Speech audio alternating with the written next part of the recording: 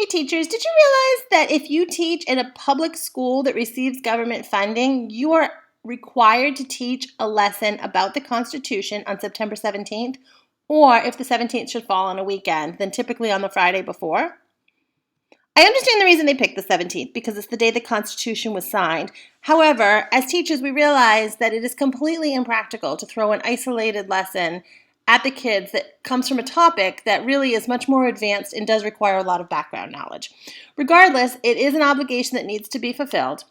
And so, after struggling with how to do this best in my own classroom over the years, I did come up with a solution that seems to work very well. And that's to focus more on what the Constitution is and how it relates to them.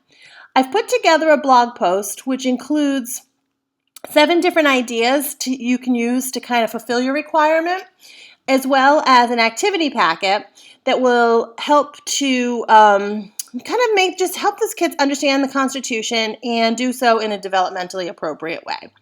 Because I have changed grade levels myself many years, and also because I know that within a classroom, you'll tend to have students with a variety of different abilities.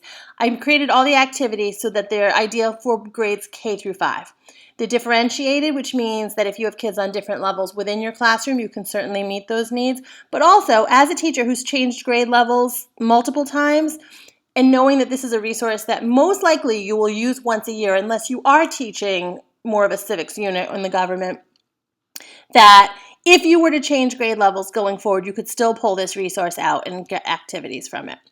It includes an overview of the Constitution, basically just the summary of what you would need to know in order to explain it to your students, as well as a variety of activities, again, that are differentiated so that kids at the younger level can draw pictures, your older learners can actually write.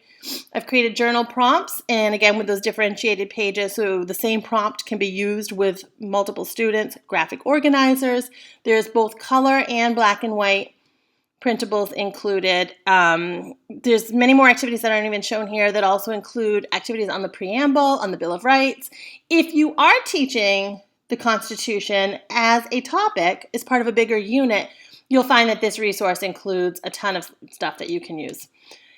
If you want to check it out, head to shopcfc.com. That'll pull up a search bar. Go right there and just type in Constitution, and you'll be able to find this resource.